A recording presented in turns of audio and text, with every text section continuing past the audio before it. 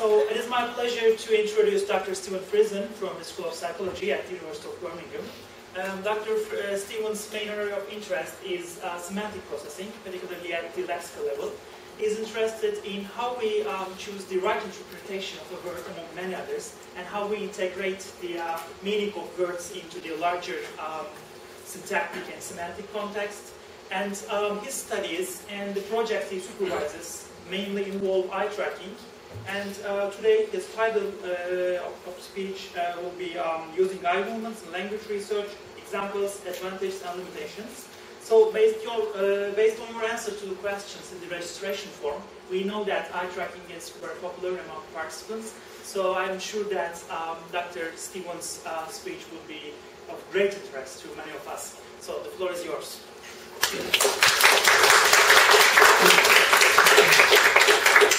Right.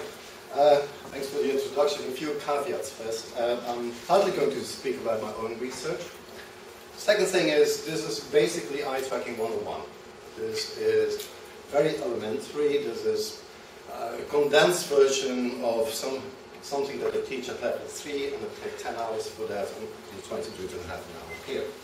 So, if you already do eye tracking research, you might not learn that many new things here, and if you want to check whether the wine has arrived or not. Also, if you have taken my course and you passed it, you're free to go as well. Okay. So I'm going to talk a little bit about eye tracking, what type of tasks you can do, what kind of eye trackers there are, so very, very basic things about eye movements, etc. And then I'm going to take you on a little school trip, in which I'm going to discuss all the things that happen when you encounter a word like school in a text, and all the things that might be relevant for you in order to understand that word. So let me first tell you how I came to use eye tracking, and basically it was a necessity, or bad luck. I was lured to the University of Glasgow when I started my PhD because someone whose name is not going to be revealed now has acquired a 128-channel ERP system, the first one in Europe, and he promised me it would be ready the week I arrive. 3 months later, still not ready. It was going to be ready soon. In fact, it wasn't even ready when I finished my PhD. So about 3 months later, my office mate told me, why don't you go talk to this guy, Martin Pickering, he's interested in language research as well, maybe he can help you out. So I went to see Martin. The first time I talked to him, I think I understood about 10% of what you said, because you tended to mumble, even more than you do now. But then the second time, when we had lunch together, he told me, well, Stephen, think about your PhD. You have to decide now, do you want to do ERP, or I have this machine, an eye tracker, I don't know how to use it. I know how to set up experiments and how to analyze these, but I don't know how to use it. But go ahead and you can use it. And that's the machine that I use. It's the dual frequency image eye tracker. It's torture, both for the participants and the experimenter. Basically, it's an infrared beam that's being shown into your eye. Unfortunately, the participants have to keep the head extremely still, so you have to make individual bite bars, you strap the head in, and even then you lose about 40% of your data. It's very difficult to use, but extremely accurate. So, a whole number of different eye trackers. You have the sphere of search coil, which have a rubber ring or a lens fitted to your eye. I've seen the machine somewhere once in Durham, and I don't want to see it again. So I've never used this one. Nowadays, the most common ones are video-based. These are the ones that we have here in the lab. So these are from SR Research, a head-mounted one. Just give it a bit more flexibility. There's the towel mount one that I use most frequently. You can also use this with children, etc. Extremely easy to set up. I can, within an hour, you can test participants. Okay? With the DPI, it takes about 4 weeks of training before you can find the first participant. The other thing is, you can use this system as well for more things than just text reading. You can show videos, you can show pictures, etc., which was much harder with the DPI. It's also being applied many different stages. You can use babies, you can look at driving simulator. Very excitingly, someone contacted me and they might want to do some, well, a Formula One team might want to do some eye tracking. You can use it, this is a backpack version where they let people go through the supermarket and you see where people are looking at and where you should place your products. You can use it in helicopters, etc., etc. There are also some games on the market now where you can, instead of using cane pads, you can use your eyes, control things, etc. So it's quite exciting as it can be applied in very different way. Also a lot of different tasks that you can use. Again, with Andrew Olsen, I'm doing some research on low left eye movements, both with children, but also with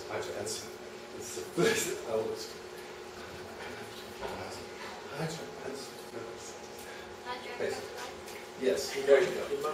Patients, people who have spinal tap.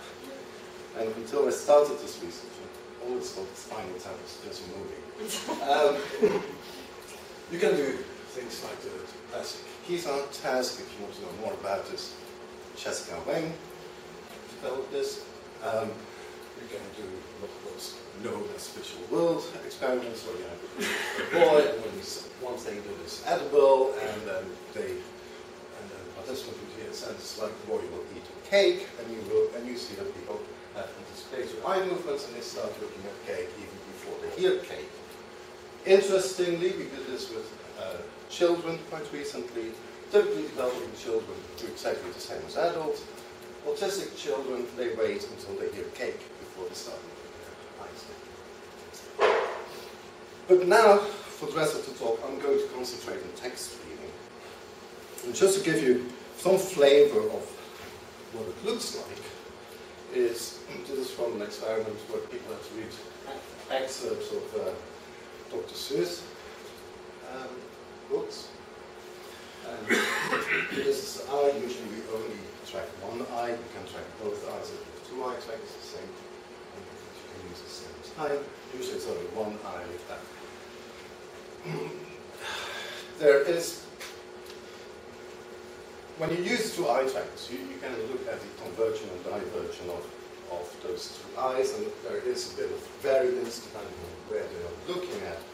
But for most practical purposes, just tracking one eye, as long as the participant doesn't have a dominant eye that you're not tracking, then you should be okay. So this is a simulation of how the text is projected onto your fovea. And what you can see is something called saccadic suppression, which means that when you make a saccade and you jump to the next fixation, you're not taking in any more information. Everything is very blurred. In fact, a saccade is more or less the same speed as a bullet that's being shot. And the other thing that you can see is the acuity gradient, that what you're looking at, what you're fixating, is quite sharp, and the rest is much more blurred.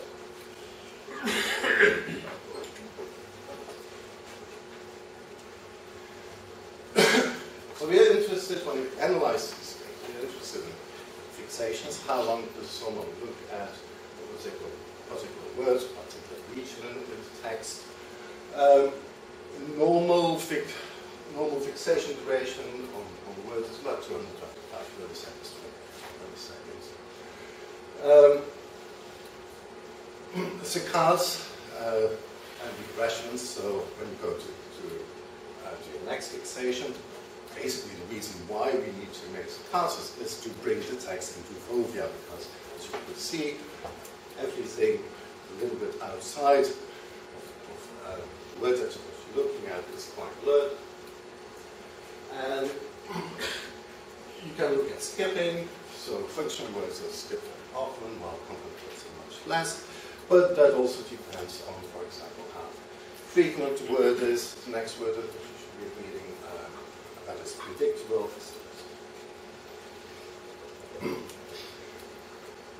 Very nice research. I hope I'm only talking about very nice research, but most of it is not mine. Has investigated the perceptual span. So when you look here, how much information are we taking in to the left and the right of the fixation? And what you see is that it's asymmetric. So in language that you read from left to right, you take in information about 3-4 letters to the left and about 14 to 15 letters to the right, which often includes the next word. This is language dependent. So some research done by St. Polachek showed that you have to write a symmetry when English-Hebrew bilinguals read in English, but when they had to read the text in Hebrew, which is right to left, then it was left asymmetric. Recently did some research with a master's student where we looked at Arabic speakers who had arrived here only a few weeks ago, and we looked at their perceptual span, and what we found was that there was correlation with proficiency. So if they read in English, there is the right asymmetry, but it's much bigger, the more proficient that you are. And the way that you test this is in the go-to-moving window paradigm. Is when people are looking somewhere, you give them a certain window, a number of characters or 2 words or so, and you test how, and this window changes with where you're looking at. So as soon as you move there, this immediately changes to the text. And what we see here is replaced with X's again. And what you do is you compare it to normal text condition where you don't have this window, and you see whether having this window impacts on your reading speed. In this way, they have established that if you have about 3-4 spaces to the left and 15 to the right, there's no difference in reading speed with the no window condition.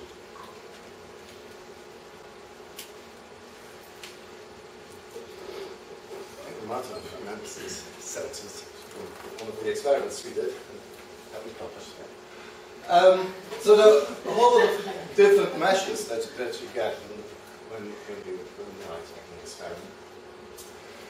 And I have to say, from the beginning, there's no one right measure. And this is probably the most valuable piece of advice I've gotten from Martin is don't stare yourself blind on one measure. Look at the pattern that you find in the different measures. Because if you just happen to find one effect in one measure, nothing in all the other ones, I would very much question that effect. So you can look at first fixation. So in this case, taste of the first fixation would be fixation number 3. You can look at first pass measures, which is where you take the sum of the fixation on the region of the word. We call these 2 early measures together with single fixation. Other people might not agree with that. For example, St. Polachek says that he considers first pass already as a late effect. Because in first pass you can have refixation within the same word.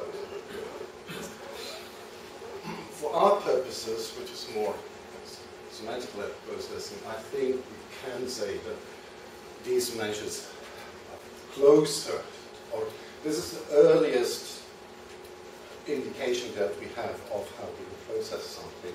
It doesn't mean that first fixation or first pass equals lexical access, for example. Okay? You do much more than that. So what you don't get with eye tracking is a nice temporal overview of how activation changes over time with its You can look at regression path measures. This is where you also look at back into text. You can look at second pass, so when they reread something, after they've all passed it. You can look at total time, so how long do they spend on a word or a region in total, all organizations taken together.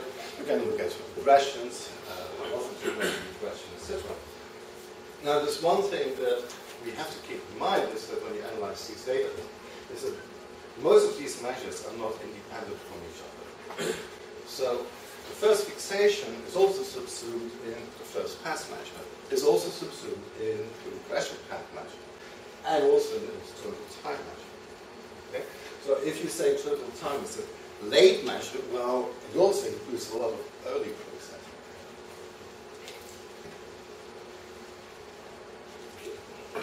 And there are two underlying assumptions in eye tracking, and you all know this. First one is the immediacy hypothesis, which basically means that you start processing something as soon as you land on the website that you're looking at. And this has to do with incrementality, so you start processing as soon as you get the information in. Now, at the time, a long time ago now, at the time, this was slightly radical because there's a lot of linguists thought that people only started processing at the end of the clause or end of the sentence, etc. Second hypothesis is I-mind hypothesis, which says that where you look is also what you're processing. Okay? When you're looking here, it means that you're processing what you're looking at. Now, that is true. I mean, there's so much evidence for that. For example, the frequency effects, if the word is higher in frequency, then you're not going to look at it for as long, etc. However, it doesn't mean that what you're looking at, it doesn't mean that what you're looking at, that you process that completely, necessarily. Because if that was the case, you would never make regression, so you wouldn't be reading plus.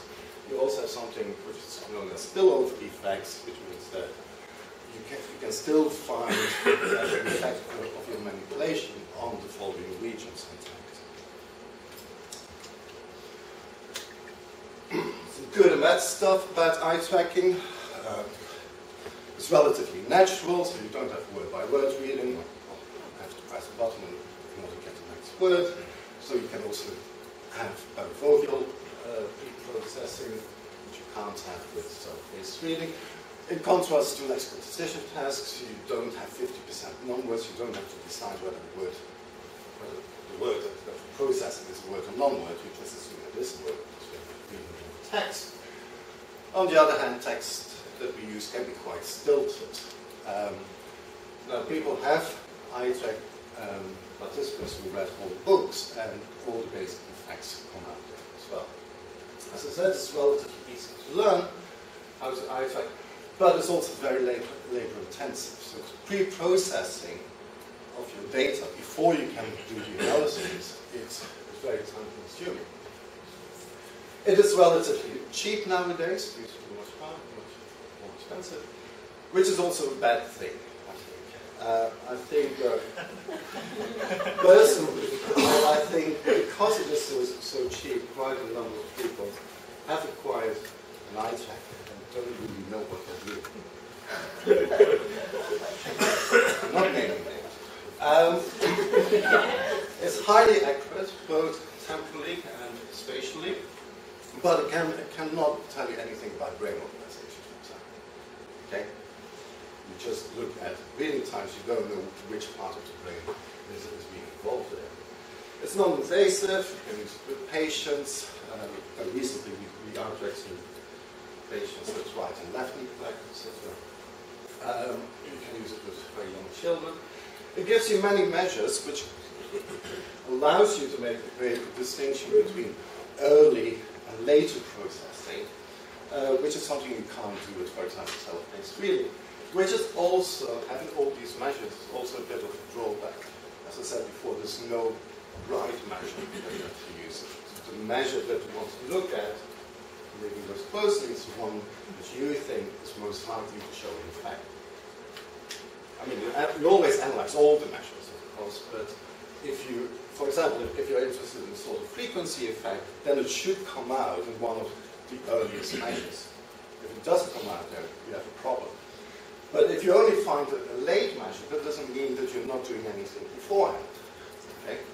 Clearly, you must have been processing it in order to find it an effect later. But if it doesn't come out in the early measures, it doesn't mean that you haven't done anything. So, let's take you on a little scoot. So the idea is, when you see a word like school in the text, what are all the things that have to happen in order for you to understand this word? And I will change words as well. So the first thing you have to do is let feature detectors. So you have to understand that you process all these individual detectors, which then combine to give you specific letters. Now, you know that different fonts, for example, can have an effect on reading speed. Font that you're not that familiar with, you tend to read slower, but you're still going to find all the same normal effects. So even if you have to read a text that you in a font you have never seen before, you will still find frequency effects, for example. Okay, so that means that some kind of contact needs to have been made with a more abstract representation of the individual letters. I also know that Keith Rayner got quite a lot of money from Microsoft once, application of eye tracking, because they wanted to see whether anti-aliasing, so where you're smoothing characters, whether that has an effect on reading, and in fact it does. It does speed up reading a little bit. And that's why this has become standard now. $100,000. I think we paid 2 PhD students with that. Okay. So now we are at the level of the individual letters, but now we have to combine these letters in order to find what the actual word is. Maybe you've seen this hoax that came around a few years ago. According to research at Cambridge University, it doesn't matter what all the letters or words are, etc., etc. So basically they're saying that it is a hoax because people didn't do that, although there is some degree of truth in it as well, as I'll show you in a second.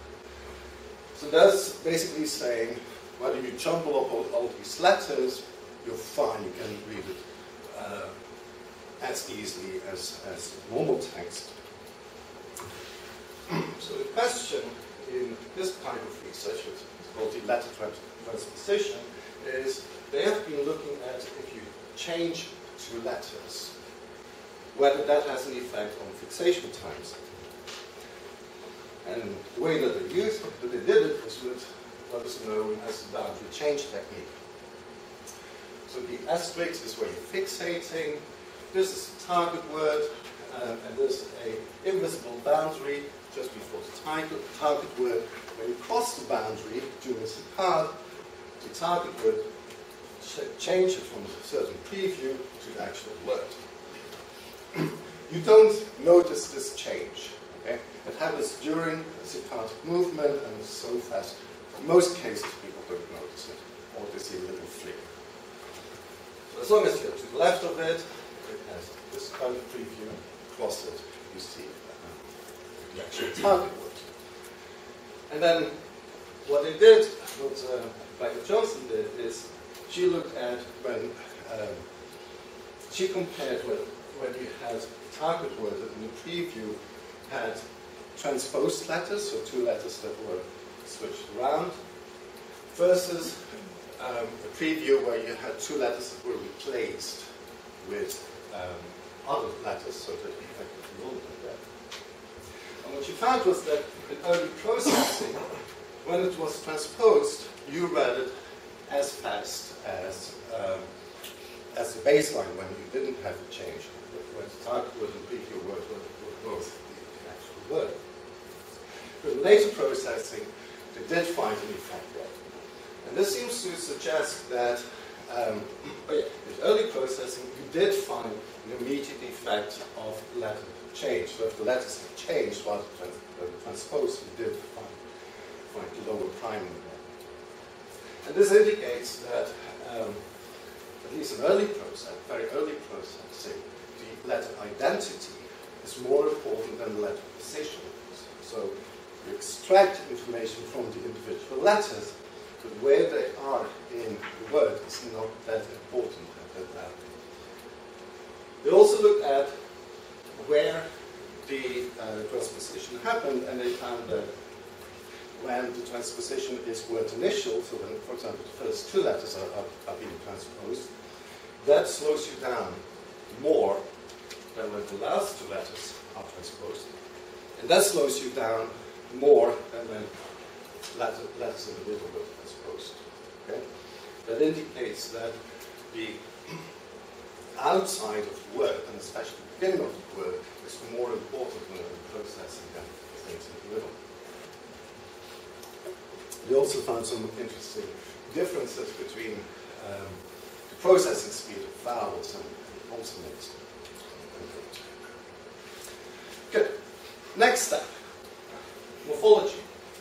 In fact, in Einstein, there hasn't been that much research in morphology except for how people process compounds like schoolbook.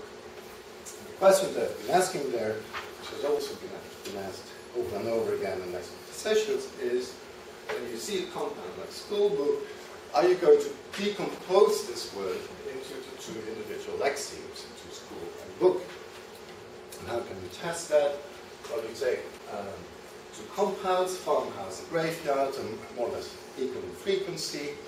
So in normal reading, also have equal in frequency, you should have more or less the same fixation times. But the frequency of the individual lexemes, farm and house, is much higher than the frequency of grave and yard. And what they found an immediate effect of lexeme frequency and a slightly delayed effect of compounds. And it indicates that, to a certain degree, we are going to decompose farmhouse into individual lexemes, farm plus house.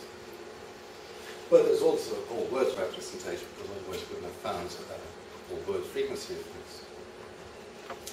Now, in an experiment I did with Centre College, we looked at whether transparency has an effect there as well. So if you decompose cookbook into cook and book, yeah, now the meaning of cookbook can be, or let's say that the meaning of cook and book is very transparently related to the meaning of cookbook.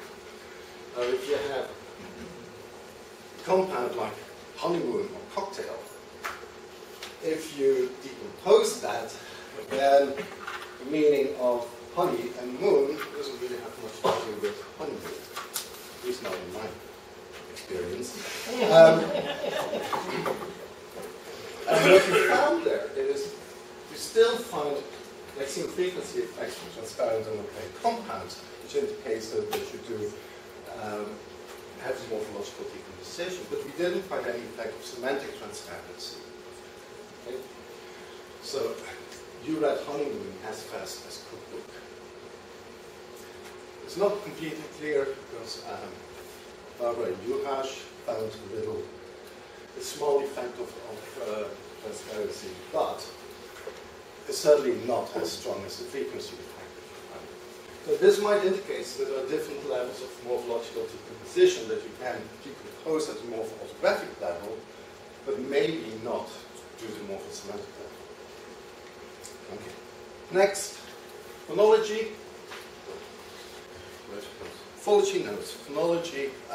Can I ask you, when you read silently, who can hear themselves read? Who has a little inner voice? Who doesn't? When you read poetry. Yeah. Who doesn't? Okay. In fact, I don't think anyone has really looked at these individual differences. That would be a nice project if you're interested. Anyway, so the question is,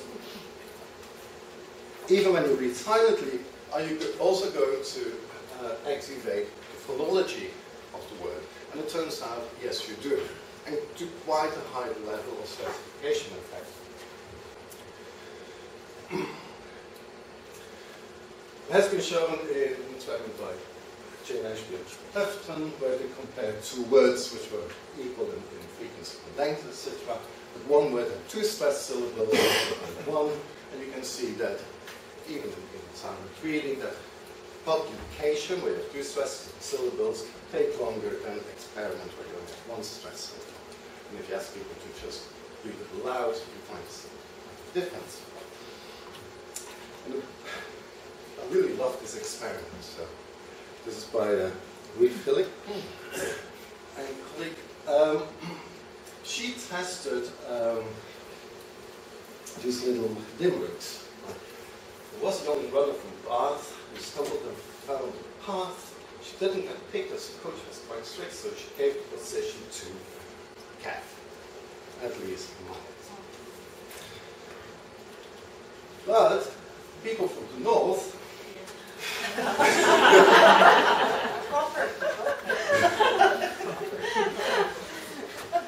way they pronounce this, for them this rhymes because they're more, excuse my accent, but they're more likely to say bath and path and cat. So for them this rhymes, and that shouldn't be a problem. For people of the south, it doesn't rhyme. In the other condition, there was an old lady from Bath who raised her son from down to path. She opened the gates and bumped into his mates, threw away the Jerry and signed the path. To people in the south, this rhymes. People in the north, it doesn't. Why is this so crowded? And this is exactly what she finds. So even when people were read silently, in your own accent, it didn't rhyme, you looked at it, you looked at talk with longer than when it did rhyme. And in my own research with Chloe Cochran, one of my PhD students, we looked at people who stutter, and we looked at silent reading, so people who stutter when they just read silently. And what we found, very surprising, but in fact it reminds me a bit of what you said about anticipation and prediction. What we found is that words that they tend to stutter on when they read aloud, they're also fixated for longer when they read silently. Okay.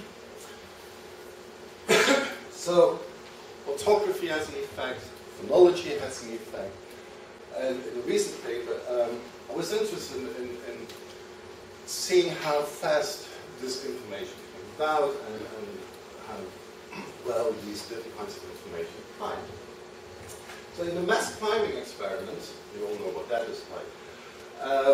What you see is that when you have an orthographic neighbor, so when prime is an orthographic neighbor, which means it's the same word except for one letter. If you prime as an orthographic neighbor, then you're slowed down on your decision, lexical decision of the type of word.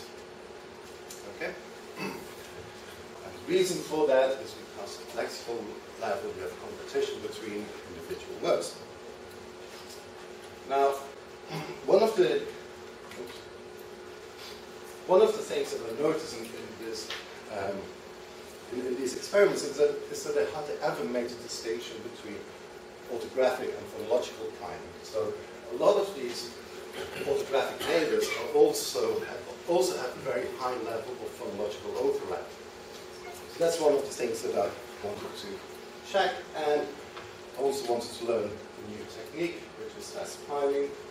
I was at UCSD for sabbatical there. And when I proposed this experiment to Keith Rayner, he said, he basically said, a lot of people have tried mass priming. only a few papers published. It's extremely difficult to do, but I think it would be nice. Anyway, so in fast priming, it's basically the same as mass priming, but in normal reading. So as long as you're to the left of it, you have, we use just random letters. As soon as you cross the boundary and landed on the word, that word was being replaced by a prime, and the prime was presented very, very short, 32 or 50 milliseconds, and then it was replaced by the actual target, which stayed on the screen. Now when I programmed it, and I tested it out on myself, I really couldn't see the prime. You can see something changed, but I really could not see the prime, and I was really worried. I thought I programmed it wrongly, and the prime was just not there. So what we did is we had a high-speed camera in front of it while I was reading it, and then it came back at, as you can see, very slow motion, that you can see the thing change. When I asked participants afterwards whether they saw the prime, hardly anyone noticed anything, and if they noticed something, they said, oh, just in maybe 5% of the cases, while it wasn't 100% of the cases. Someone also got really upset when I showed her this afterwards. She said, what are you doing to my mind? It's like subliminal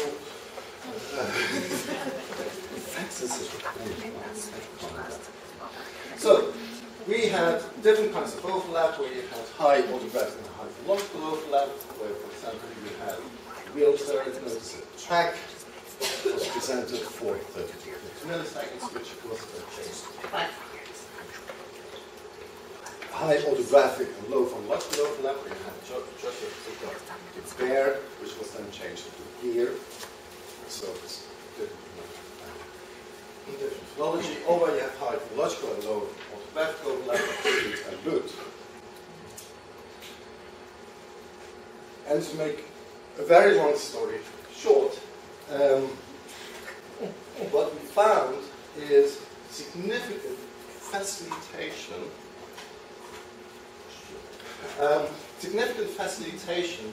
When there was high autographic and phonological overlap. Even at 32 milliseconds, so even if the time is presented for a very short time, you could still see facilitation. When there was only autographic overlap, you still found significance of facilitation, but it was slightly less. It was just phonology.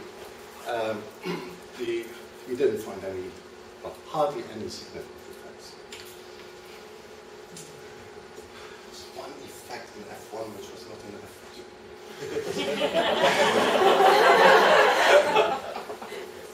No, I missed Alanis for this. So this is interesting, I think, because it shows you that different techniques can give you very different results. Because in massive priming, you have strong inhibition there. And in fact, we use exactly the same items in a mass priming paradigm, and we did find inhibition there.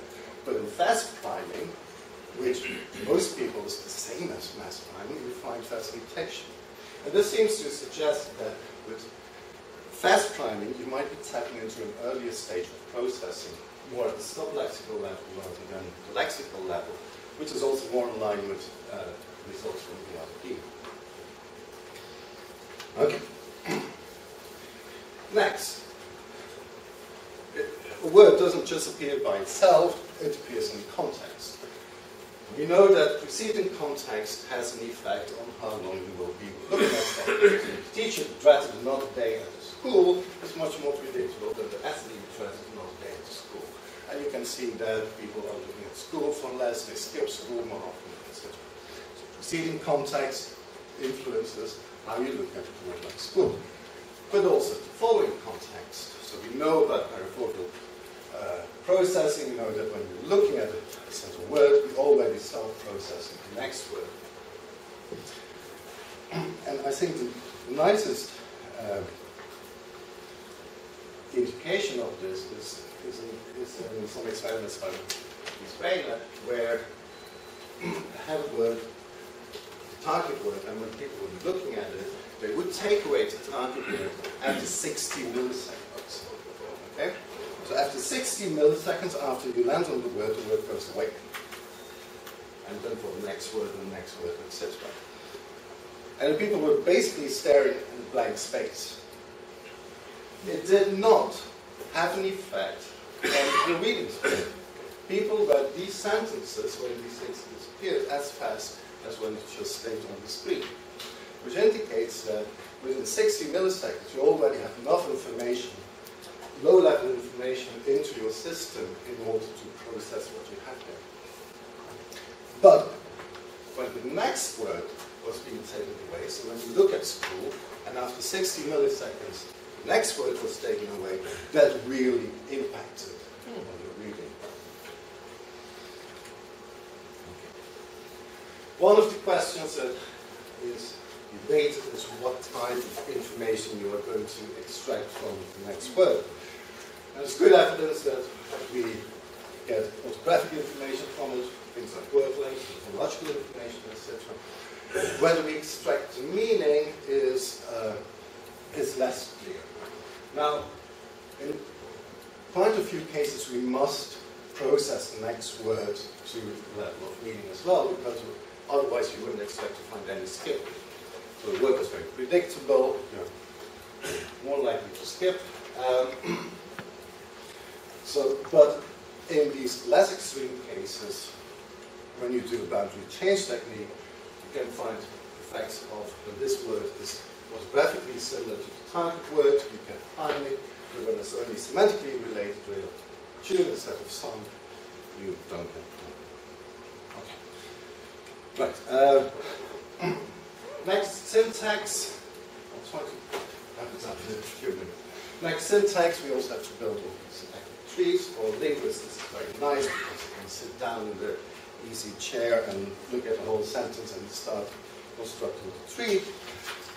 When we read, of course, you can't do that because we interpret incrementally. So if you have a sentence like girl, it, you start building a phrase structure, tree, it, the man with the umbrella.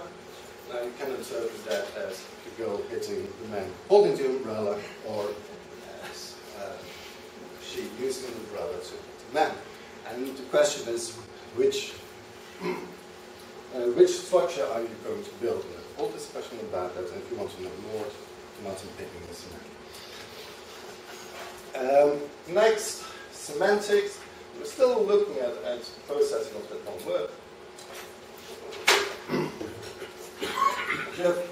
Let's say you've already done all these things, but you also have to interpret what the word is.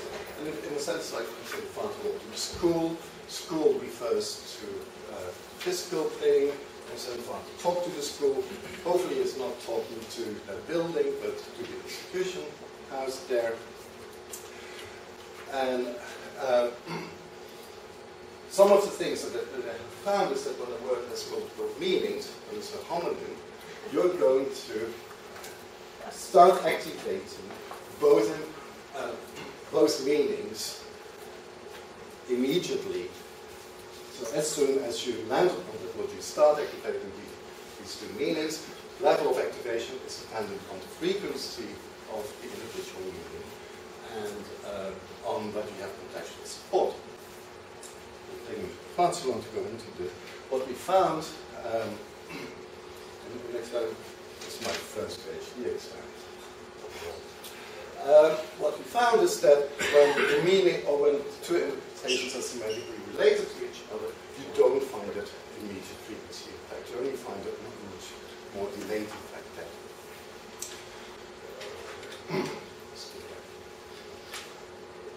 there. And lastly,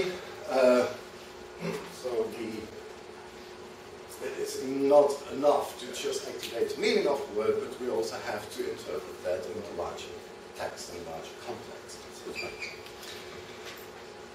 And this is still quite in its infancy, I think, in eye tracking research. But in a recent experiment that I did with Ian Appley and Lisa and one of my project students here, we looked at perspective taking. So you have stories like Billy and his mom go to a theme park, Billy wants to go to on the roller coaster, but it's too scary for his mom, so she lets Billy go on it by himself and arranges to meet him afterwards at ice cream van. After the roller coaster, Billy sneaks a ride on the ghost train. He then goes to meet his mom, and then the target sentence was, his mom says, "You were very brave to go on the roller coaster, as you must have been scared." This is fine because his mom knows that he went on assumed that he went on the roller coaster. However, if she says, "You're very brave to go on the ghost train," this should be kind of weird, because from her point of view, from her perspective, she didn't have that information that he went on the ghost train as well. So this should take longer to process. And then we also did that with an indirect voice, so his mom thought he was very brave to go to roller coasters. And what we found is that the effect of the indirect voice was much stronger. So people seem to notice the inconsistency here much more than in the direct voice. We're still trying to interpret it, but it might be related to depth of processing, that if you have something between quotation marks, that you don't process that as deeply as when it's dead, or it might be related to first and second order interpretation, but we're still talking about it. Good. So, when you see a word like school, all these different things happen, need to happen for you to feature detection, the extraction of the recognition of all the letters, morphology, phonology, etc., etc., etc. And all these things, and this still amazes me, all these things happen in the blink, no, well, in between two blinks of an eye. Basically, the time to see this.